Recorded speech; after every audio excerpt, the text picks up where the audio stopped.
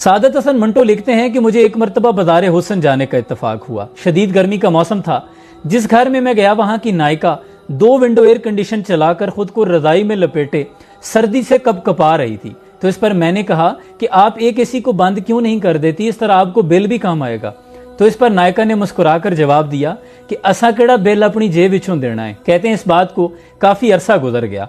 मुझे किसी काम के सिलसिले में गुजरांवाला के असिस्टेंट कमिश्नर के ऑफिस जाने का इत्तफाक हुआ। शदीद गर्मी के मौसम में साहब बहादुर पेंट कोट और टाई लगाए अपने कमरे में बैठे थे और 2 विंडो एयर कंडीशन फुल आबोताब के साथ चल रहे थे और जनाब को सर्दी भी महसूस हो रही थी।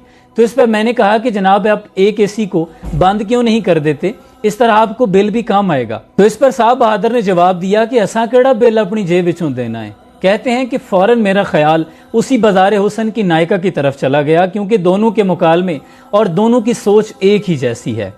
तब मुझे सारा मामला समझ में आ गया कि मेरे मुल्क के तमाम इदारे ऐसी ही नायिका सोच रखने वाले अफराद के हाथों में हैं। जबकि इसके बरक्स कायद-ए-आज़म मोहम्मद अली जिन्नाह का मामूल ये था कि जब भी आप अपने कमरे से बाहर निकलते तो बिजली के तमाम स्विच ऑफ कर दिया करते।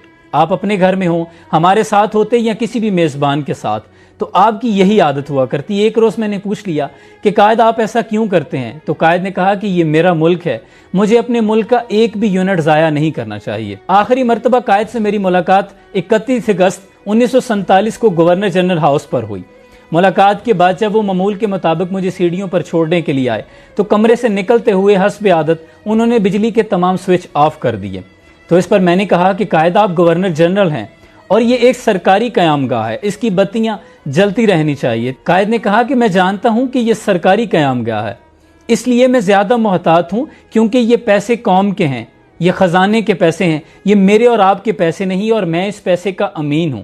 इसके बरक्स अगर मैं अपने घर में होता तो फिर मुझे इख्तियार था कि मैं बत्तियां जलाए रखता रात भर, लेकिन यहां मैं किसी और हैसियत से हूं। तुम जीने से नीचे उतर जाओ, मैं ये भी बल्ब बंद कर दूंगा। ये वो सोच थी जो मुल्क को बनाने वाली थी, और आज जो सोच है वो मुल्क को खाने वाली है।